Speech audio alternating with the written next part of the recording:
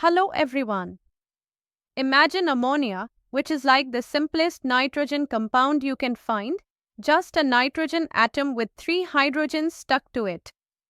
Now, what if we start swapping those hydrogens for groups made from carbon chains or rings? Voila! We get amines.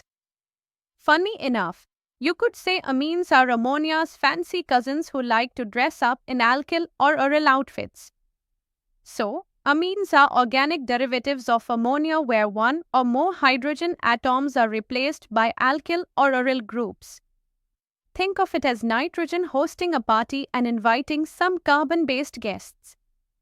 These amines are classified based on how many of these organic groups are bonded to the nitrogen atom. Picture a nitrogen central character with 1, 2, or even 3 are groups, where A stands for any organic group attached to it.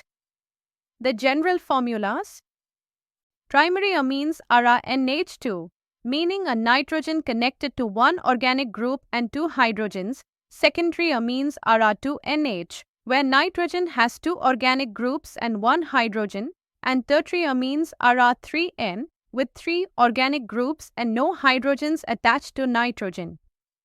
Amines aren't just chemical curiosities, they play starring roles in real life, especially in biomolecules and drugs.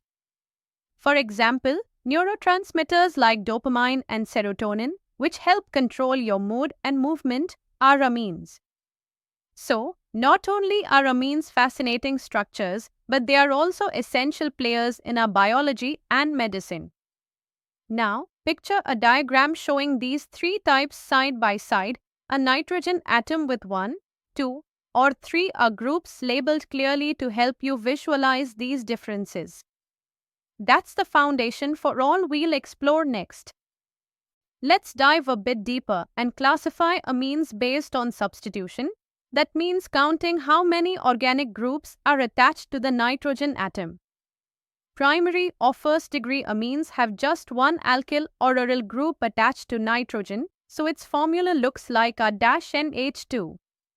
Secondary amines have two organic groups attached, written as a subscript to NH, and tertiary amines boast three organic groups, shown as a subscript 3N. Now, why does this matter?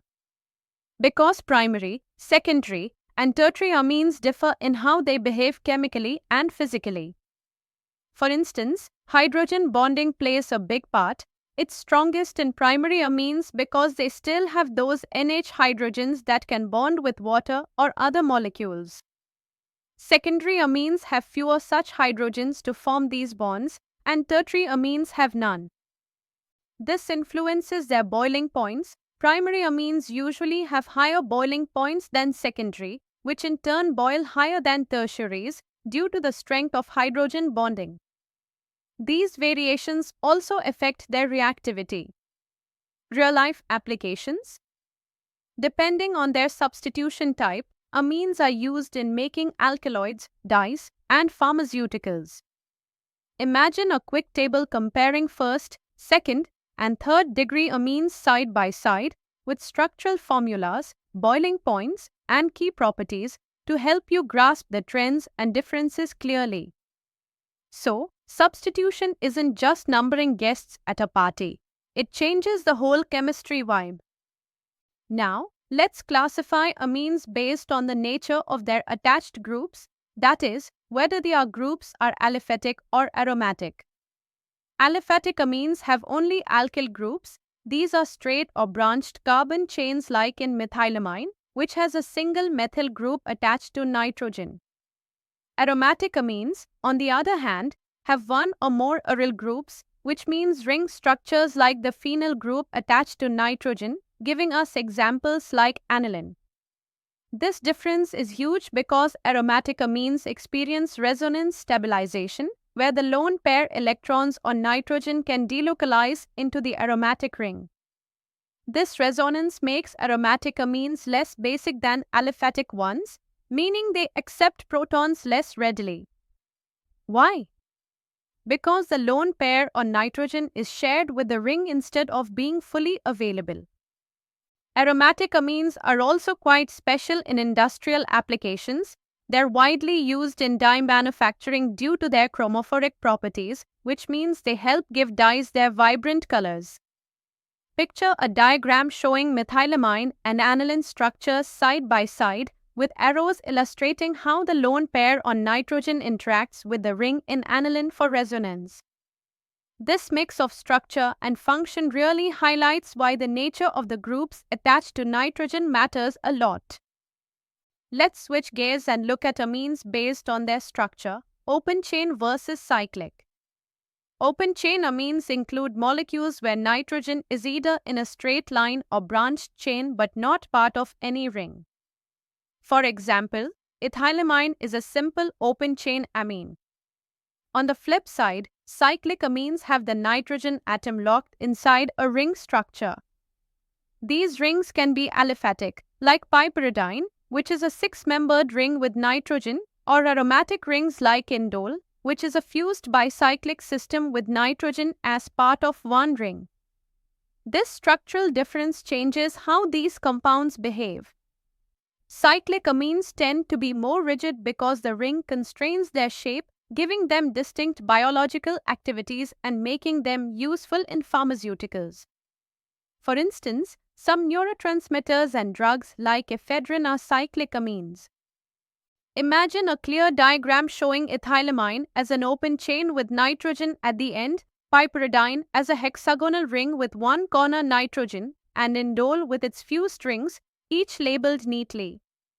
This visual helps understand how incorporating nitrogen into rings changes everything from flexibility to function. Next, we classify amines by the number of amino groups they contain. Monoamines have just one amino group, that's the classic case like aniline. Diamines have two amino groups. A common example is ethylene-diamine, which has two NH2 groups connected through an ethylene bridge. Polyamines have more than two amine groups and are biologically significant. They help in nucleic acid binding and cell growth processes. Now, diamines are useful in the polymer industry, especially in making nylons and epoxies, because their two amino groups allow them to link with other molecules to form long chains. Among polyamines, biogenic examples like spermidine play critical roles in DNA stabilization and enzyme functioning. So, your body's cellular machinery actually depends on these multiamine compounds. Picture a diagram showing examples of monoamine, diamine, and triamine molecules with each amino group clearly marked, so you can see how adding more amino groups changes the molecule's connectivity and function. Let's put theory into practice with a solved example. You're given the compound CH3-CH2-NH-CH3. The task is to identify its type and class of amine. First, analyze the functional groups. Here, nitrogen is bonded to two different alkyl groups. One is ethyl, CH3CH2, and the other is methyl, CH3. According to our classification, that makes it a secondary amine because nitrogen has two organic groups attached and one hydrogen left. Simplified, we write this as our 1R2NH, where our 1 is ethyl and our 2 is methyl groups. So we confirm this is a secondary amine.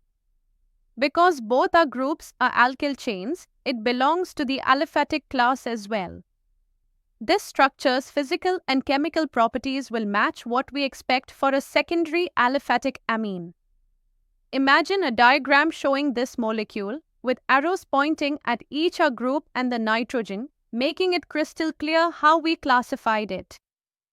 This hands-on approach really cements the concepts we've learned. Alright, let's wrap up with a quick summary of amine classification. Remember, the general formulas for amines are RNH2 for primary, R2NH for secondary, and R3N for tertiary amines. Aromatic amines, like phenylamine, show resonance stabilization.